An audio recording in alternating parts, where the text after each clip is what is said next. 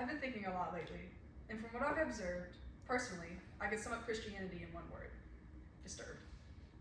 Now, I don't mean that in the way of psychopathy, albeit following Christ is a crazy thing to do. I don't mean mentally insane.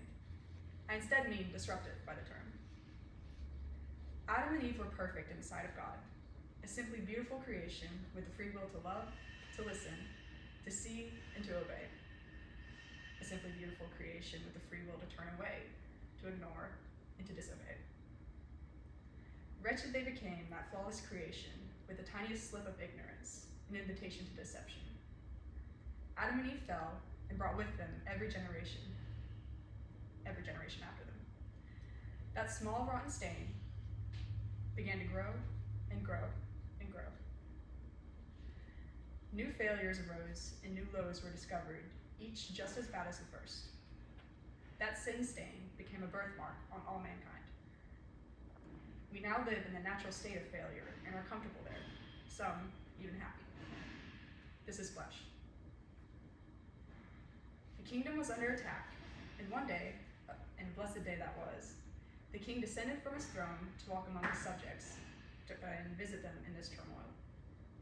Many hated the king. All his rules and regulations and obligations were restraining and came in the multitudes and frankly weren't fun to follow. So that many rejected the king and his humility to come face to face with them. Some quite liked the king, but they either enjoyed the life outside of his commands or were disheartened to find that they couldn't follow. They were comfortable with where they were in the towns and where the king was up on his throne. So that some welcomed the king, but only a little, and shoved him away out of shame. Now, few loved the king.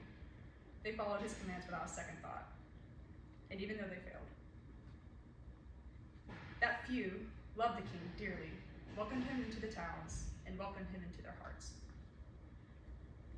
The king knew and had planned he would die for his subjects as sacrifice of war. And it happened so.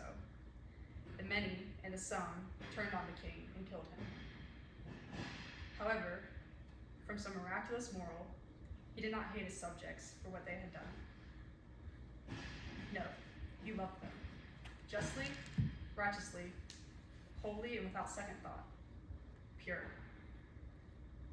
This is spirit, and the few tried to live in it. Now, to return to the topic of the speech, the disturbance that occurs in Christianity is the flesh and the spirit. The two at constant war. Everyone has flesh, that's certain, and everyone has spirit, no matter how small it is, small and quiet it is. Your flesh is put up with your spirit, and your spirit is put up with your flesh. Anyone can feel it on the surface of their skin to deep in their bones, from the ends of their fingers to the tips of their toes. No one can deny that turmoil that rumbles inside them, but I believe it is much, much stronger in Christians. Christians aren't blind, or they shouldn't be, to the spiritual warfare that occurs in this world. They can see it and understand it and hate it. When you make the choice to listen to your spirit and follow God, everything about you will be done with the world, and the world will be done with you. And it's frustrating. You're disturbed by the world, but are living in it physically. That particular disturbance breeds hate, and a lot of it. I don't think as Christians we're supposed to hate. Having enemies and hating them just seems distasteful and sour in the mouth. However, we hate. It's terrible because we hate the world, and we hate sin. Many people see it in themselves and end up hating themselves for it. And others see it in others and begin to hate them for it. That's not being a Christian, hating yourself and your brothers and sisters in Christ. Disturbance breeds upon disturbance, and it doesn't seem to end.